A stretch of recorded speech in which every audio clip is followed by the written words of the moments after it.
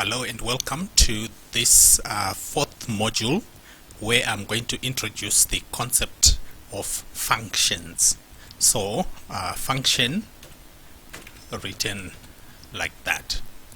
So a function, we can say it's a list of instructions, or it's a list of tasks that you put in a package and then you give it a name, so that you don't have to be repeating the same list of instructions.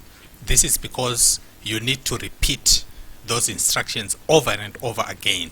So instead of saying first do this, then you do that, then you do that, you just put all those instructions into one program and you give it a name. In your day-to-day life, there are certain functions that you actually perform which consist of a number of instructions. Let's say, take for example a function called shopping. When a person says today I'm going shopping, they are not just talking about producing money to pay for things at the till. What they are referring to is first taking a shower, dressing up, going to a taxi or car, then they go to a shop and pick up all their items, then they pay for the items.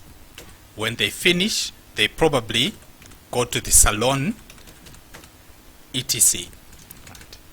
So all this is simply referred to by the person as shopping. They say today I am going shopping. So we can say shopping is a function because it includes inside it a number of steps, a number of instructions. So in the same way, when we are working in Excel, there are certain things that would take a number of steps to achieve. Say for example, if we took out a loan of 100,000 over 10 years. Okay, so you can see that I typed in this number in a column for the date, then it makes it a date. So what I'm going to show you is the use of the apostrophe. So apostrophe is this single quotation that you use when you are typing Mary's dress. That's what we call the apostrophe, the single quotation. So when you use that first, say in this field, if I start by an apostrophe, then I put 100,000. What it is going to do is ignore the format of this cell. So if this cell was carrying money, or if it was carrying a date, it will ignore that format and it will just display what I type it in exactly as it is.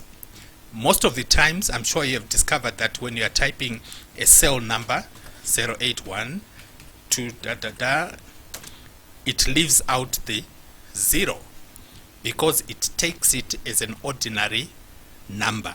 So ordinary numbers do not start with 0. So if you want to have that starting 0, what you do is you start with the apostrophe, then you put 081, then you press enter. So it will appear exactly the way you type it, right? So that's one clue I've just given you there. So we're talking about a person who is taking a loan over a certain number of years, say 10 years, at an interest rate, say of 10%. And then we want to say what is the installment. So we're not going to calculate it now, just giving the concept. The installment would need us to split this loan over 10 years. In other words, how much needs to be paid back every month over 10 years.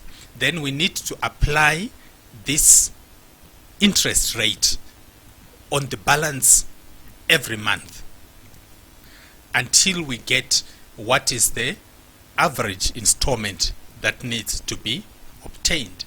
So what a function will do is it will take all those steps of splitting the loan, of applying the interest, then it will give us one statement that we need to use. So that statement is now called a function.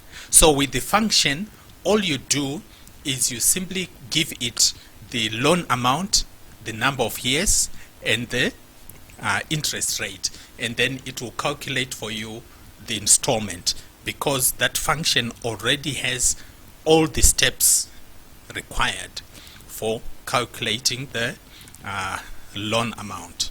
So I mentioned this loan amount because at a later stage, when we are dealing with financial functions, I'm going to show you how to create a worksheet, which is a loan schedule, where you can actually calculate for yourself, if I'm taking a home loan over 20 years at this interest rate, what's my installment going to be?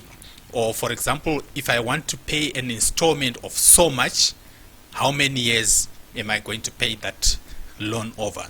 So I'm going to show you that financial function. I think it's in one of the modules, module 7, I think.